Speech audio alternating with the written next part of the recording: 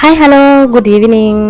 അപ്പം ഇന്നെന്താ വിശേഷമെന്ന് ഞാനിന്ന് മുമ്പത്തെ ഊഞ്ഞാലാടി ഇങ്ങനെ ഇരിക്കുന്ന നേരത്തെ എനിക്ക് സസ്പെൻസ് ആയിട്ട് ദേ ഈ സംഭവം കിട്ടി. സംഭവം എന്താണെന്ന് ഏകദേശം എല്ലാവർക്കും മനസ്സിലുണ്ടോ? കഴിഞ്ഞ ദിവസം ഞാൻ കടയിൽ പോയപ്പോൾ ഞാൻ അങ്ങനെ ഈ സംഭവം കണ്ടായിരുന്നേ. അപ്പം എന്നോട് വാങ്ങിച്ചോളാൻ പറഞ്ഞെങ്കിൽ ഞാൻ ഇത്തിരി പിശുക്കത്തി കാരണം ഞാൻ എൻ്റെ വില നോക്കിയപ്പോൾ വില കൂടുതലായിരുന്നു. ഞാനത് അവിടെ തന്നെ വെച്ചേക്കായിരുന്നു. ഞാൻ വാങ്ങിക്കാണ്ട് ഇങ്ങോട്ട് പോകുന്നു.